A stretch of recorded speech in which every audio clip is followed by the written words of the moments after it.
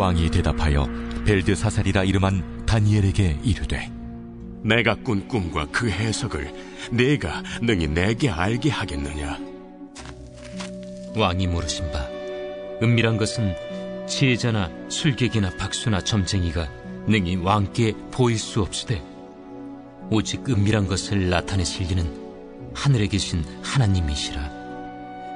그가 느부갓네살 왕에게 후일에 될 일을 알게 하셨나이다. 왕의 꿈 곧 왕이 침상에서 머릿속으로 받은 환상은 이러하니이다. 왕이여, 왕이 침상에서 장래일을 생각하실 때에 은밀한 것을 나타내신 이가 장래일을 왕에게 알게 하셨사오며 내게 이 은밀한 것을 나타내심은 내 지혜가 모든 사람보다 낫기 때문이 아니라 오직 그 해석을 왕에게 알려서 왕이 마음으로 생각하던 것을 왕에게 알려주려 하심이니이다. 오늘의 설교 말씀은 최상의 에너지를 다운로드 받으십시오 라는 제목으로 하나님 말씀 증거하도록 하겠습니다. 지난번에 이어서 이제 다니엘서 2장에 대해서 우리가 살펴보면서 말씀을 전하겠습니다. 다니엘서 2장에 보면 아주 강력한 위치 에너지를 소유한 느부갓네살 왕, 이 왕이 등장합니다. 이 왕의 2년에 왕 앞에 자신의 목숨을 걸고 꿈을 해석해내고 있는 위치 에너지가 상대적으로 제로인, 존재감이 전혀 없는 유다 포로 다니엘의 모습을 우리가 다니엘서 2장에서 볼 수 있습니다. 그런데 1장과 2장을 읽다 보면은 질문이 생깁니다. 왜냐하면 1장에서는 이 훈련 과정이 3년이었거든요. 3년 동안 훈련을 한다고 되어 있는데 2장에 들어오면 느부갓네살 왕 2년에 이제 다니엘이 어려움을 당하면서 왕 앞에 서게 됩니다. 성경에 오류가 있나? 라고 생각할 수가 있습니다. 이것에 대해서 닥터 스티븐 밀러가 아주 설명을 잘 해주셨는데 이것을 어떻게 이해하냐면은 바벨론의 경우는 왕이 취임한 첫 해는 따로 계수를 했다고 합니다. 그리고 취임한 둘째 해부터 공식적으로 왕의 1년, 그 다음에는 왕의 2년으로 그렇게 계수를 했다고 합니다. 그러니까 바벨론식으로 왕의 연대를 계산하는 다니엘서의 경우는 느부갓네살 왕 2년이라는 것은 3년째가 실제로 되는 거죠. 그래서 1장에 나온 3년 만에 훈련 마치고 왕 앞에 서는 것과 틀리지 않다라는 것을 우리가 알 수 있습니다. 또한 1장과 2장을 읽다 보시면 헷갈리시는 부분이 또 있는데 무엇이냐면 왕 앞에 2번 선 것 같은 모습이 나와요. 그리고 2장에서 왕은 다니엘을 잘 모르는 것으로 나옵니다.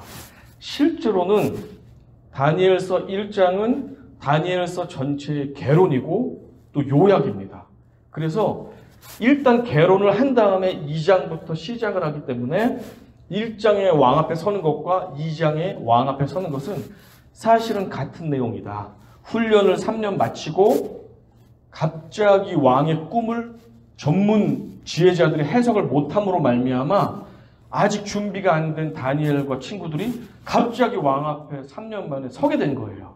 그래서 1장에 나온 그 내용과 2장에 나온 왕 앞에 서는 것은 동일한 내용을 다르게 묘사하고 있다라고 이해하시면 다니엘서를 읽기가 수월하십니다. 그래서 1장 20절에 이렇게 증언을 하고 있어요. 왕이 그들에게 모든 일을 묻는 중에 그 지혜와 총명이 온 나라 박수와 술객보다 10배나 나은 줄을 아니라. 왜 이렇게 고백을 합니까? 아무도 이 왕의 꿈과 해석을 내놓은 사람이 없는데 다니엘만이 하나님의 계시를 받아서 그 꿈과 해석을 정확하게 해냅니다. 그 다니엘을 보면서 왕이 감탄을 하는 장면이 2장에 나오는데 1장은 다니엘서 전체의 서론이기 때문에 1장 20절에서 간단하게 그 내용을 브리프하게 얘기해주고 있는 것입니다. 위치 에너지라고 우리 중고등학교 시절에 보셨을 거예요. 위치 에너지, 포텐셜 에너지는 9.8 곱하기 mh라는 공식을 가지고 있습니다. 이게 무슨 말이냐면 모든 기준면에 대해서 높이를 가진 물체는 높이가 높아질수록 에너지가 강해요. 그렇죠? 결안을 요만큼 1m 던진 거하고 100m 던졌다 떨어지는 결안의 에너지는 아주 차이가 많이 나죠. 그리고 결안을 100m 던진 거하고 아령 30파운드짜리를 100m 던진 거하고의 에너지는 또 현격하게 차이가 납니다. 위치 에너지는 높이가 높을수록 질량과 무게감이 강할수록 그 힘과 파워가 훨씬 커지기 마련입니다. 그렇죠? 그런데 이 위치 에너지라는 것은 과학 시간에만 등장하는 것이 아니고 우리들의 삶 가운데서 동일하게 등장합니다. 선배는 후배보다 더 높은 위치 에너지를 갖고 있습니다. 부모는 자녀보다 더 높은 위치 에너지를 갖고 있습니다. 사장님은 직원보다 높은 에너지를 갖고 있습니다. 그렇죠? 기술이 많고 지혜가 많은 사람은 기술이 적고 지혜가 부족한 사람보다 위치 에너지를 높이 갖고 있습니다. 그렇죠? 그렇습니다. 인생은 이렇게 위치 에너지가 강하면 강한 힘을 내고 위치 에너지가 적으면 적은 힘밖에 내지를 못합니다. 느부갓네살은 그 동시대 사람들 중에서 위치 에너지가 가장 높은 사람이었습니다. 그래서 그는 아수르라는 강대국을 멸망시켜 버렸습니다. 그리고 남아있는 잔존 세력들이 이집트하고 합세해서 싸움을 하게 되었는데 갈그미스 전투라는 곳에서 이집트를 그냥 깔아 뭉개버립니다. 그리고 나서 이스라엘의 보호자가 없어졌잖아요. 바로 예루살렘을 포위하고 여호야김 왕, 유다의 귀족 청년들, 그리고 성전의 기물들을 약탈해서 볼모로 끌고 가버립니다. 느부갓네살 앞에서 걸리적거리거나 까불거나 덤벼들면 여지없이 그 높은 위치 에너지, 무거운 중량감으로 내려찍고 짓밟아서 버리는 그 무시무시한 왕이 느부갓네살 왕이었습니다. 그러니까 아무도 저 사람의 심기를 건드릴 수 없고 아무도 그 사람 앞에서 함부로 할 수 없는 거예요. 심기가 나빠지면 그냥 짓밟아 버리니까. 이런 시대 가운데 다니엘과 세 친구가 포로로 끌려와서 살고 있었습니다. 아무도 저 강대한 느부갓네살 왕을 제압할 것 같은 사람은 이 세상에 존재하지 않아 보였습니다. 하지만 사람들이 모두가 두려워하고 부러워하는 그 높은 위치의 에너지를 가졌지만 공교롭게도 느부갓네살 왕은 누구보다도 번민이 많았습니다. 저렇게 높이 있으면 굉장히 행복할 것 같잖아요. 많은 걸 누리고 가지고 높은 자리에 올라가면 그만큼 행복도 비례할 거라고 생각하는데 실제로 여러분들이 살다 보면 말단으로 있다가 계급도 신분도 직책도 올라가잖아요. 사업도 잘 되기도 하고 그래서 조금 더 높은 위치에 갈수록 어떻습니까? 행복하십니까? 아니면 책임과 부담감 때문에 잠 못 이룰 때가 많습니까? 느부갓네살은 잠 못 이룰 때가 많았습니다. 명나라부터 청나라까지 중국의 황제들이 거했던 자금성이라는 곳이 있습니다.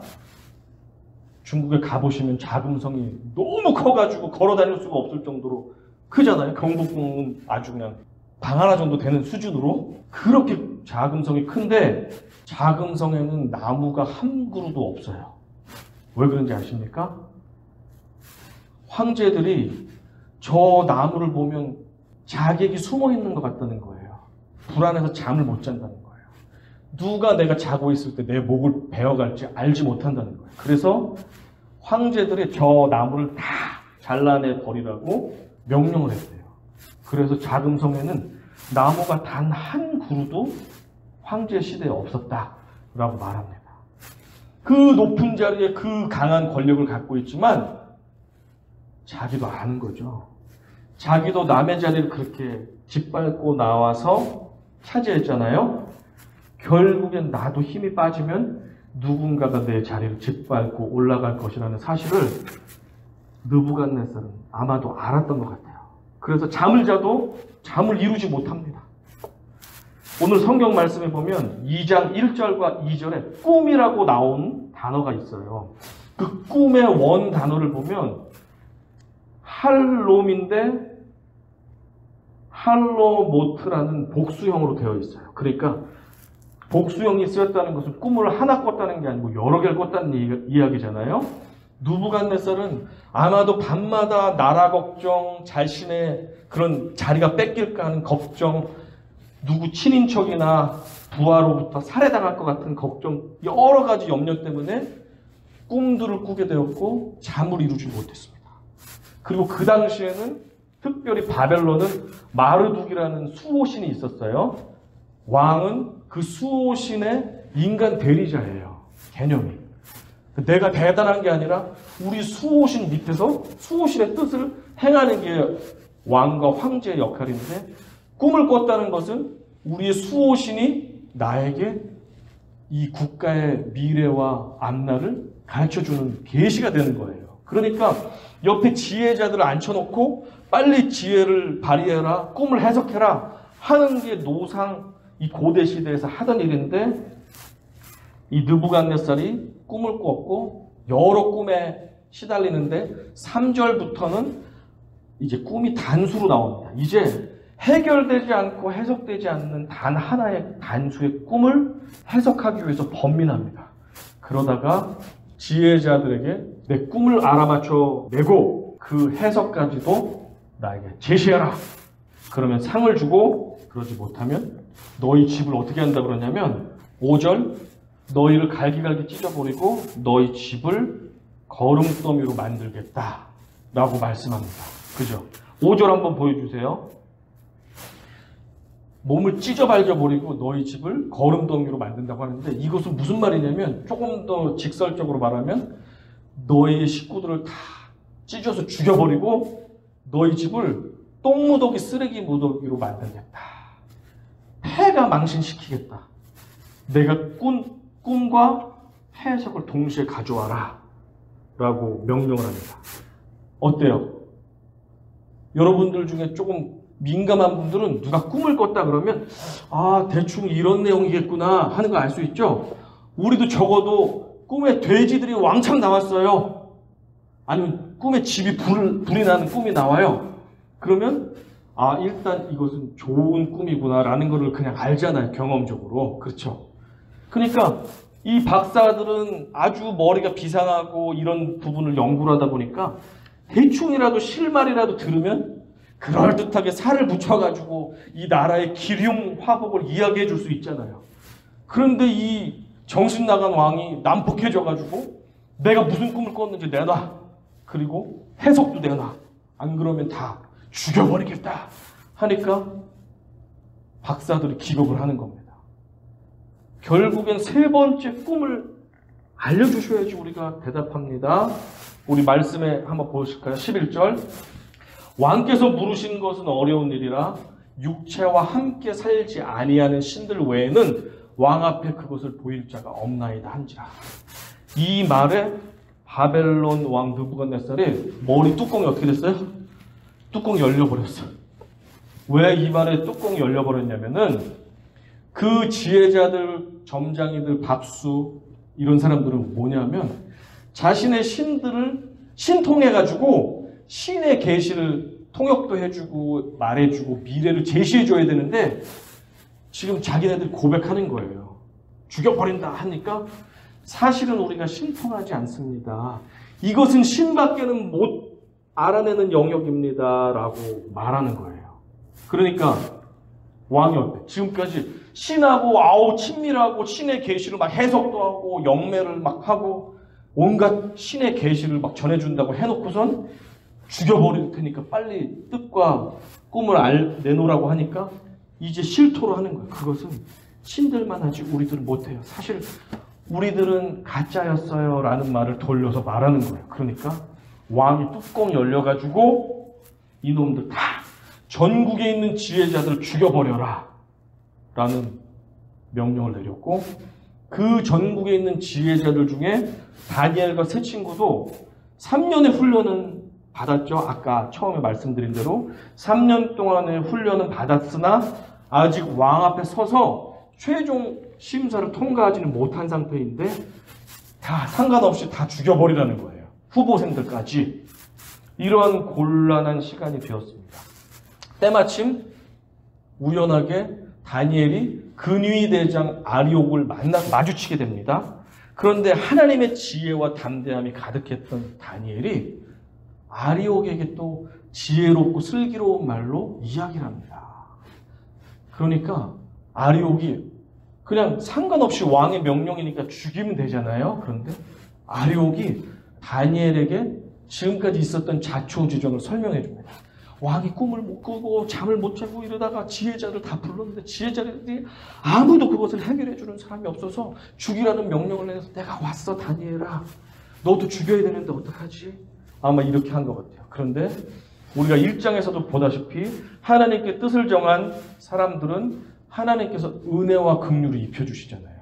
다니엘과 세 친구는 환관장의 은혜를 입었고 그들을 직접 관리하는 관리자들의 은혜를 입었고 이번에는 사형을 집행하도록 명령받은 근위대장 아리옥의 은혜를 입었습니다. 그래서 16절에 보면 어떤 일이 일어났냐면 다니엘이 갑자기 왕 앞으로 나아가서 왕 앞에서 시간을 좀 주십시오라는 부탁의 말씀을 드립니다.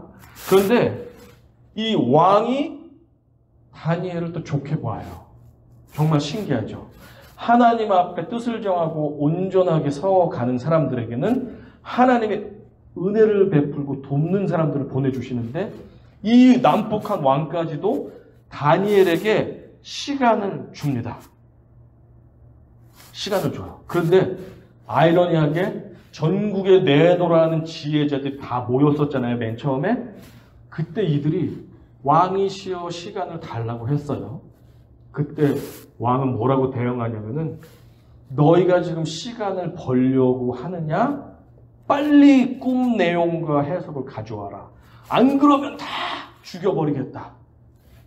자기랑 친했던 자기 민족의 최고 지성들에게는 시간을 주지 않습니다. 여유를 주지 않습니다. 그런데 저 포로 출신의 위치 에너지가 제로인 다니엘이 시간을 주시면 꿈의 내용과 해석을 알려드리겠습니다. 라는 부탁에 느부갓네살 왕이 그래라 라고 허락을 합니다. 그래서 다니엘이 기쁨과 감사한 마음으로 급히 왕궁에서 나와서 어디로 갑니까? 자기 친구들이 살고 있는 숙소로 들어가요. 친구들이 놀라서 대화를 합니다. 얘들아, 이러이런 일이 있어서 우리 지혜자들이 다 죽게 됐고 우리 훈련생들까지 다 죽게 됐어. 기도하자. 기도밖에 없어. 이왕 죽게 된 거 목숨 걸고 기도하자. 그러면 하나님께서 우리에게 그 왕의 꿈을 알려주실 수도 있어. 라고 말했겠죠? 성경에는 안 나오는데 제가 유추해서 말한 거예요. 그럴 수 있겠죠? 우리 목숨 걸고 기도하자. 어차피 죽게 된 거 목숨 걸고 기도해서 하나님의 지혜를 공급받아보자 라고 제안을 했고 이들은 밤이 새도록 기도합니다. 한밤중에 하나님께서 다니엘에게 환상을 열어가지고 그에게 왕이 꾼 꿈에 대해서 삭삭삭삭삭삭 자세하고 정확하게 알려주십니다. 중국에 서양 선교사님 유명한 분이 있었어요. 누구냐면 허드슨 테일러라는 선교사입니다. 그분은 아무도 중국 땅에 복음을 전하지 않을 때 개신교 선교사로 중국 땅에 들어갔습니다. 딸이 병에 걸려서 죽고 조금 있다가 아들이 병에 걸려 죽고 조금 있다가 또 다른 아주 어린 아기가 아들이 병에 걸려 죽고 아들을 묻었는데 얼마 지나지 않아서 아내까지 병에 걸려서 죽었습니다. 이 정도 되면 우리는 이제 나는 선교 그만해야겠다 하고 철수할 수 있잖아요. 그런데 허드슨 테일러는 그리고 나서도 그 중국 영혼들을 사랑하는 마음이 너무 들끓다 보니까 그 어렵고 힘든 상황 가운데서도 끝까지 선교를 해서 51년 동안 중국 선교를 마무리하게 되고 수백 명의 후배 선교사들이 중국에 파송돼서 복음을 전하는 일이 허드슨 테일러의 헌신을 통해서 이루어졌습니다. 그가 선교할 수 있었던 원동력이 무엇입니까? 가족을 다 잃으면서도 할 수 있었던 원동력은 기도였습니다. 그가 이렇게 기도에 대해서 말했습니다. When we work, we work. When we pray, God works. 우리가 일하면 그냥 우리가 일하고 마는 거지만 우리가 기도하면 그때는 하나님이 일하신다. 라고 허드슨 테일러가 고백하면서 그 어렵고 외롭고 힘든 믿음의 싸움을 기도로 이겨낼 수 있었습니다. 이렇게 간절한 목숨을 건 기도를 했던 다니엘과 세 친구에게 하나님의 영이 임했고 모든 꿈의 비밀과 그 해석을 하나님께서 주셨습니다. 다운로드를 받았어요. 하늘로부터. 그렇죠. 기도를 했더니 와이파이가 영적으로 딱 열리면서 하늘의 그 데이터가 환상을 통해서 다운로드 되는 역사가 일어났습니다. 이때 감사 찬양과 고백을 하는데 다니엘은 특별히 이때 하나님을 부르는 이름이 하늘의 하나님이라고 고백합니다.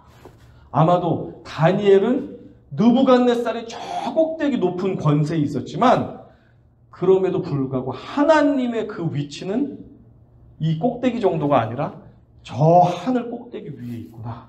그렇게 생각했던 것 같습니다. 다니엘은 하늘에 계신 하나님 하면서 감사 찬양을 하게 됩니다. 응답해 주신 그 하나님께 다니엘이 말하여 이르되 영원부터 영원까지 하나님의 이름을 찬송할 것은 지혜와 능력이 그에게 있음이로다. 그는 때와 계절을 바꾸시며 왕들을 패하시고 왕들을 세우시며 지혜자에게 지혜를 주시고 총명한 자에게 지식을 주시는도다. 22절도 보겠습니다. 그는 깊고 은밀한 일을 나타내시고 어두운 데에 있는 것을 아시며 또 빛이 그와 함께 있도다. 나의 조상들의 하나님이여 주께서 이제 내게 지혜와 능력을 주시고 우리가 주께 구한 것을 내게 알게 하셨사오니 내가 주께 감사하고 주를 찬양하나이다. 곧 주께서 왕의 그 일을 내게 보이셨나이다. 라고 감사 찬양과 영광을 올리며 세상의 왕들은 다 하나님을 바꾸시지만 그 모든 권세 있으신 분은 하늘에 계신 하나님이십니다. 주님이 나에게 지혜도 주셨습니다. 라고 하면서 마음껏 찬양을 올려드립니다. 자, 이제 다니엘이 꿈과 해석을 받았잖아요. 왕궁으로 온매물을 단정하게 한 다음에 입궐을 했습니다. 왕이 묻습니다. 그래, 과연 내가 내 꿈과 해석을 말해줄 수 있겠느냐? 우리 같으면 어때요? 내 오줌 쌌을 것 같아. 무서워가지고. 한마디 말 잘못하면 그냥 죽일 수 있잖아요. 그런데 다니엘이 담대하게 하나님이 주신 지혜와 용기로 말합니다. 왕이시여, 왕께서 물으신 꿈과 그 해석은 인간으로서는 말할 수 없습니다. 그러나 하늘에 계신 하나님은 알려드릴 수 있습니다. 라고 하면서 어떤 내용을 이야기하냐면 결국은 이런 겁니다. 저 지혜자들은 결국엔 인간입니다. 왕이 섬기는 신도 마르둑이라는 수호신이 있는데 그 신도 결국에는 살아있는 신이 아닙니다. 하늘에 계신 하나님만이 이 꿈과 해석을 주실 수 있습니다. 라고 하면서 진리를 딱 선포합니다. 그러면서 28절 같이 읽어보겠습니다. 28절 시작. 오직 은밀한 것을 나타내시리는 하늘에 계신 하나님이시라. 그가 느부갓네살 왕에게 후일에 될 일을 알게 하셨나이다. 왕의 꿈, 곧 왕이 침상에서 머릿속으로 받은 환상은 이러하니이다. 이러면서 이제 시작합니다. 31절부터 35절까지는 꿈의 내용을 말합니다. 제가 간략하게 말씀드릴게요. 다니엘이 이렇게 말합니다.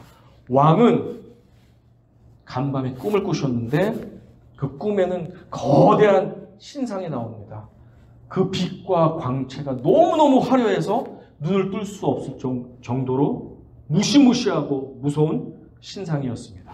그런데 그 머리를 보니까 순금으로 되어 있고 가슴과 팔은 은으로 되어 있고 배와 이 허벅다리는 노수로 되어 있고 다리부터 종아리와 발은 쇠로 특별히 바른 쇠와 진흙이 섞여가지고 엉성하게 되어 있는 신상을 보셨습니다. 그런데 갑자기 사람이 뜯어내지 않은, 사람이 쪼아내지 않은 어떠한 큰 바위가 날라와서 그 왕이 보는 무시무시한 신상을 내려쳐서 발을 쳐 부셨습니다. 그리고 그 신상은 와르르 무너졌습니다. 이것이 왕께서 보신 꿈의 내용입니다. 왕이 어떻게 했겠습니까? 100% 정확하게 자신이 꾼 꿈을 말하는 다니엘에게 기겁할 수밖에 없겠죠. 아마 무서웠을 것 같아요. 어떻게 알았지? 이 신상의 그림을 보면 머리는 금, 가슴은 은, 배와 허벅지는 놋, 그리고 아래는 쇠, 발은 쇠와 진흙으로 되어 있어요. 그런데 이것에 대한 해석이 여러 가지가 많아요. 느부갓네살의 아들이다, 그 아들이다, 그 아들이다라는 해석도 있고, 이 나라는 무슨 나라다, 무슨 나라, 무슨 나라다라는 해석도 있는데, 가장 많은 설교자와 신학자들이 동의하는 내용은 4세기 교부 제롬이 처음으로 제시했던 견해인데, 여러분도 아마 아실 것 같아요.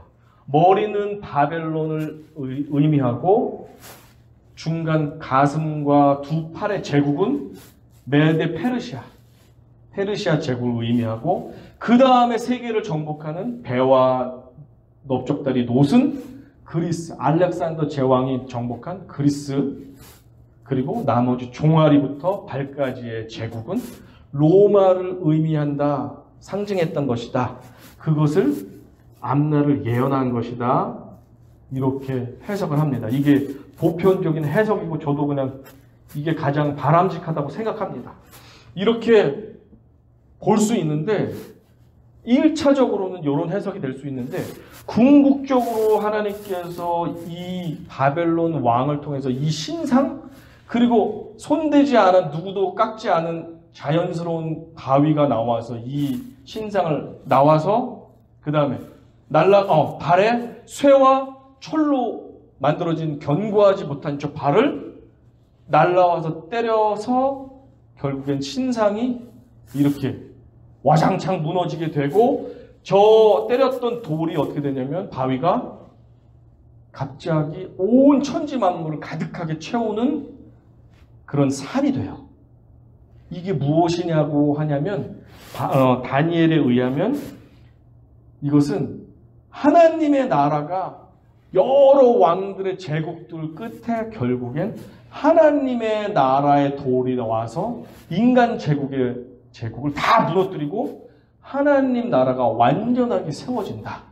라는 결국에는 모든 전 세계 인류의 미래를 보여주는 꿈을 느부갓네살 왕이 꾼 거예요. 자, 44절 한번 같이 보여주세요. 자, 제가 읽어드릴게요. 이 여러 왕들의 시대에 하늘의 하나님이 한 나라를 세우시리니 이것은 영원히 망하지도 아니할 것이요 그 국권이 다른 백성에게로 돌아가지도 아니할 것이요 도리어 이 모든 나라를 쳐서 멸망시키고 영원히 설 것이라. 결국엔 예수 그리스도가 다스리시고 하나님이 주관하시는 하늘나라가 이 세상에 아무리 강대한 나라 그 권세와 위치 에너지가 대단히 높은 나라라 할지라도 하나님 아버지께서 그 모든 것을 제하여 버리시고 하나님의 다스리심이 온 인류를 통치하게 될 것임을 예언해 주었습니다. 그래서 우리가 주기도문에서 이렇게 기도하죠. 주의 나라가 임하시오며 주님의 나라가 이미 우리 가운데 오셨고 앞으로 완성하게 될 텐데 그 주님의 나라가 오늘도 나의 심령 가운데, 우리 가족들 가운데, 자녀들 가운데, 우리 직장과 사업장 가운데, 우리 교회 가운데 임하여 주시옵소서, 주님의 통치가 임하여 주시옵소서라고 기도하는 삶을 살아야 될 줄로 믿습니다. 이것을 들은 왕의 반응이 놀랍습니다. 저 높고 높은 저 하늘나라와 같은 저 위치에 있던 왕이 모든 것을 듣고 자기 높은 왕좌에서 내려와서 다니엘에게 무릎을 꿇고 절을 합니다. 있을 수 없는 일이 일어났죠. 다니엘보다 자기의 에너지, 위치 에너지를 더 낮춰서 절을 합니다. 이제 보니 다니엘만은 저 위대하신 저 높은 하늘에 있는 하나님과 소통하는 진짜 지혜자구나라는 것을 깨닫게 돼요. 그리고 내 신이 진짜가 아니라 이 다니엘이 믿고 다니엘에게 꿈과 해석을 알려준 하늘에 있는 하나님이 진짜 신이구나라는 것을 깨닫고 감탄과 탄복을 합니다. 그러면서 다니엘에게 상도 주고 전국을 다스리는 총리로 임명해주고, 그리고 다니엘의 요청대로 세 친구들도 지방의 최고 높은 고위 공무원으로 세워줍니다.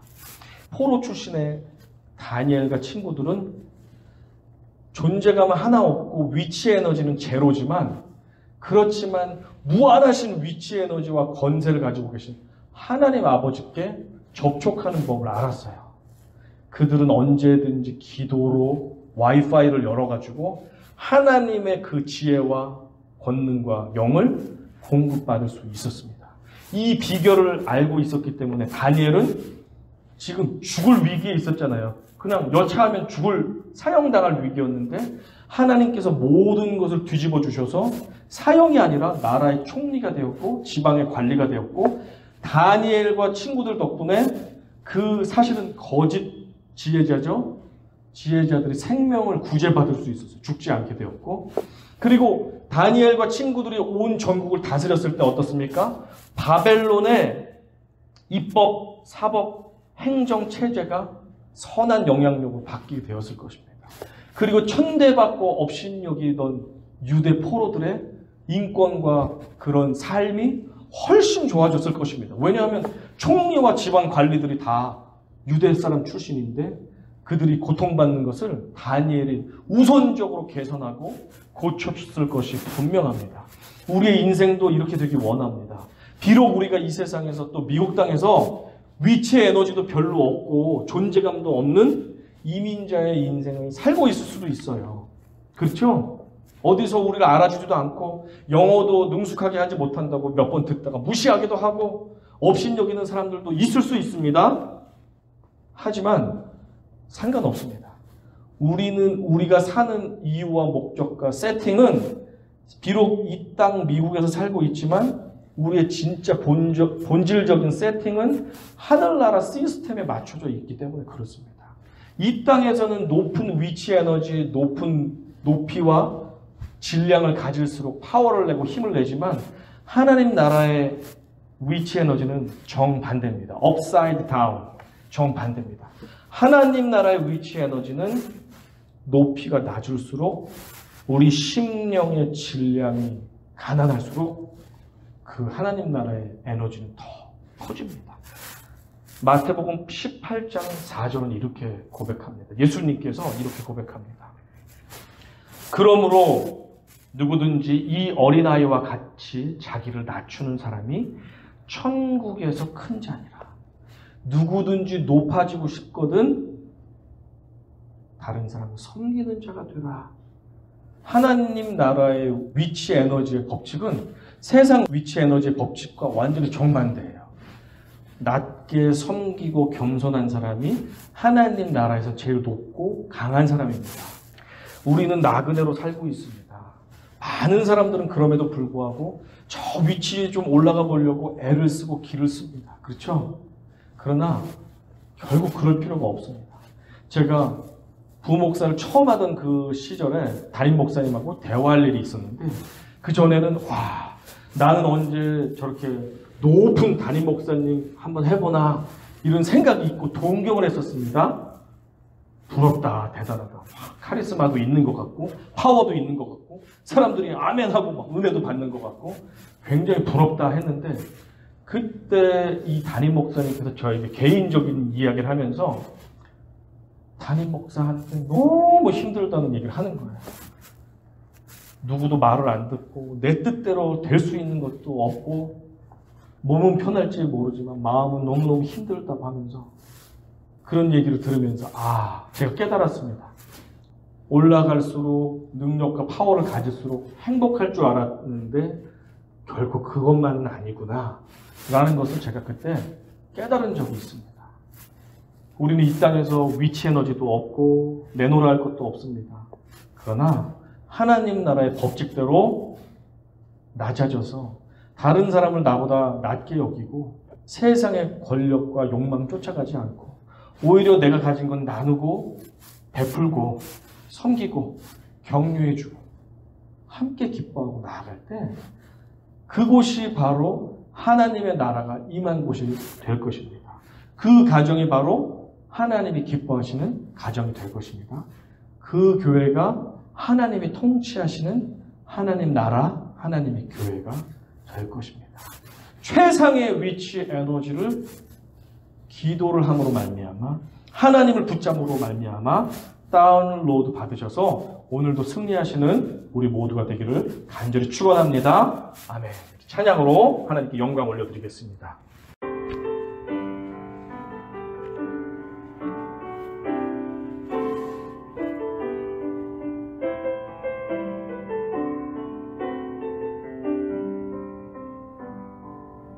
나 주님의 기쁨 되기 원하네. 내 마음을 새롭게 하소서. 새 부대가 되게 하여 주사.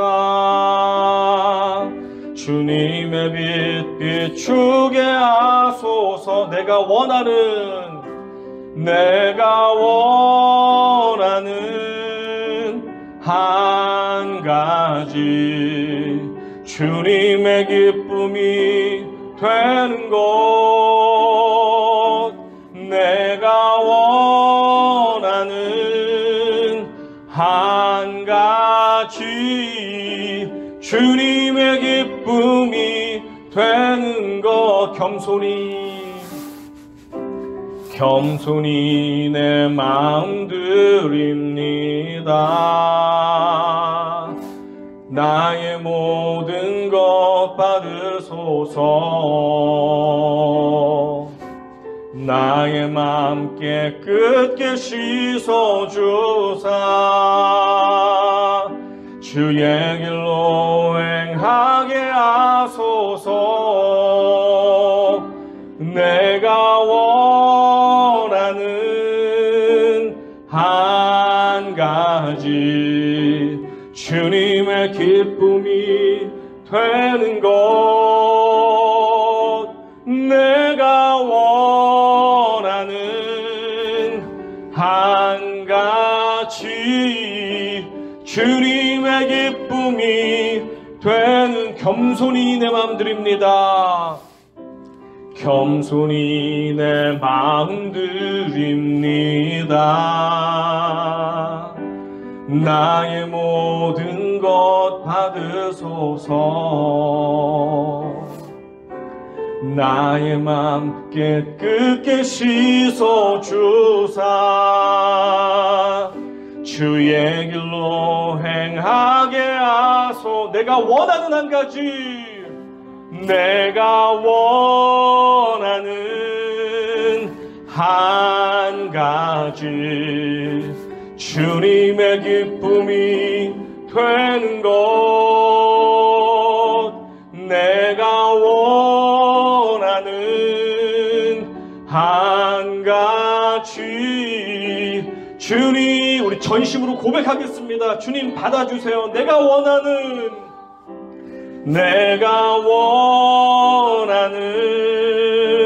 한 가지 주님의 기쁨이 되는 것. 내가 원하는 한 가지 주님의 기쁨이 되는 것.